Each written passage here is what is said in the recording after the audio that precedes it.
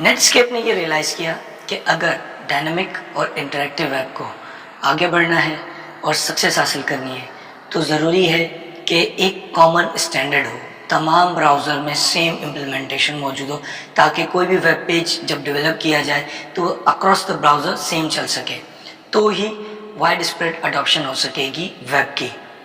इस वजह से नेटस्केप ने नवंबर 1996 में जावास्क्रिप्ट को एक्मा इंटरनेशनल के पास सबमिट करवाया। एक्मा इंटरनेशनल एक स्टैंडर्ड ऑर्गेनाइजेशन है जो कि डिफरेंट स्टैंडर्ड्स बनाती है कंप्यूटर्स और सॉफ्टवेयर से रिलेटेड। उसके पास जावास्क्रिप्ट की इम्प्लीमेंटेशन सबमिट करवाई नेटस्केप ने। ऑब्जेक्टिव ये था कि एक कॉमन स्टैंडर्ड बनाया जाए, कॉमन जावास्क्रिप्ट का स्टैंडर्ड हो, ताकि हर कोई उस स्टैंडर्ड को ले और उसके हिसाब से अपने ब्राउज़र में जावास्क्रिप्ट को इम्प्लीमेंट करे, जिसका फ़ायदा ये होगा कि तमाम ब्राउज़र एक सिंगल स्टैंडर्ड को फॉलो कर होंगे, एक स्टैंडर्ड की तरफ से सारी डिटेल आ रही होगी, तमाम ब्राउज़र में सेम इम्प्लीमेंटेशन होगी और डेवलपर्स जब इस जावास्क्रिप्ट के बेस पे कोई अपनी एप्लीकेशन, कोई वेब पेज डेवलप करेंगे तो अक्रॉस द ब्राउज़र सेम चलेगा। एक्मा इंटरनेशनल ने इस स्टैंडर्ड पे काम करना शुरू किया और इस स्टैंडर्ड को आइडेंटिफिकेशन नंबर दिया ECMA 262, एक्मा 262। इस स्टैंडर्ड की वजह से जावास्क्रिप्ट ओपन हो गई वाइड स्प्रेड ऑडियंस के लिए, ताकि हर कोई उसको इम्प्लीमेंट कर सके। ट्रेडमार्क रीजंस की वजह से, क्योंकि जावास्क्रिप्ट ट्रेडमार्क था, जावास्क्रिप्ट का नाम एक्मा इंटरनेशनल यूज़ नहीं कर सकते थे, तो एक्मा इंटरनेशनल की कमेटी ने डिसाइड किया, डिफरेंट नामों पर गौर किया गया और इस स्टैंडर्ड को, इस जो स्क्रिप्टिंग की स्टैंडर्ड है, उसे एक्मा स्क्रिप्ट का नाम दिया गया।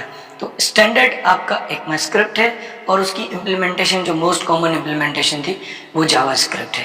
तो जो भी उस स्टैंडर्ड को फॉलो करके एक स्पेसिफिकेशन को लेकर जावास्क्रिप्ट की इम्प्लीमेंटेशन हर कोई दे सकता है। अब डिफरेंट ब्राउज़र्स हैं, डिफरेंट कंपनीज हैं, वो उस स्टैंडर्ड की बेस पे जावास्क्रिप्ट की इम्प्लीमेंटेशन देती हैं अपने अपने ब्राउज़र में अपने अपने तरीके से, लेकिन स्टैंडर्ड को फॉलो करना है, जो उसमें रिक्वायरमेंट है उसको फुलफिल करना है। जून 1997 में एक्मा इंटरनेशनल ने स्टैंडर्ड रिलीज़ किया और जावास्क्रिप्ट उसकी वेल नोन इम्प्लीमेंटेशन थी, बेस्ट इम्प्लीमेंटेशन। उस स्टैंडर्ड को लिया जो जावास्क्रिप्ट सबमिट करवाई गई थी एक्मा इंटरनेशनल के पास, उसको स्टैंडर्ड फॉर्म स्टैंडर्डाइजेशन करके रिलीज़ किया गया और उसकी जावास्क्रिप्ट उसकी वेल नोन इम्प्लीमेंटेशन थी।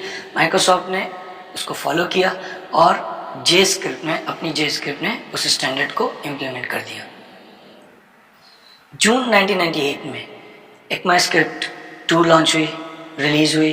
उसमें कोई नए फीचर्स या कोई नई इम्प्लीमेंटेशन नहीं थी, सिर्फ ISO स्टैंडर्ड और एक्मास्क्रिप्ट के अंदर जो इनकन्सिस्टेंसी थी उसको रिमूव किया गया और एक स्टैंडर्डाइज वर्जन रिलीज़ किया गया। लैंग्वेज के लेवल पे कोई चेंजेस नहीं थी, एडिटोरियल चेंजेस थी सिर्फ। दिसंबर 1999 में एक्मास्क्रिप्ट 3 रिलीज़ हुई। ये पहला मेजर चेंज था लैंग्वेज में, सिंटेक्स के हवाले से भी और फीचर्स के हवाले से भी। इसमें बहुत सारे चेंजेस इंक्लूड किए गए और इन चेंजेस ने जावास्क्रिप्ट को एक आम स्क्रिप्टिंग लैंग्वेज से एक फुल फ्लैश लैंग्वेज में कन्वर्ट किया, क्योंकि उसमें बहुत सारे फीचर्स जो एक लैंग्वेज में होने चाहिए वो इंक्लूड किए गए और मेजॉरिटी ऑफ ब्राउज़र्स में उसको इम्प्लीमेंट किया गया।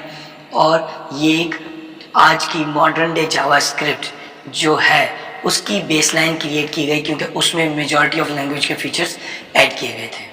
कुछ इंपॉर्टेंट फीचर्स जो एक्मास्क्रिप्ट 3 में इंक्लूड किए गए, जैसे कि regular expression, try catch, do while loop, built in functions string और एरे के लिए, इंस्टेंस ऑफ, और बहुत सारे और फीचर्स थे जो कि एक्मास्क्रिप्ट 3 में इंक्लूड किए गए, जिसकी वजह से एक्मास्क्रिप्ट 3 और उसकी इम्प्लीमेंटेशन जावास्क्रिप्ट एक स्टैंडर्ड लैंग्वेज बन गई जो कि कॉमनली यूटिलाइज होने लगी।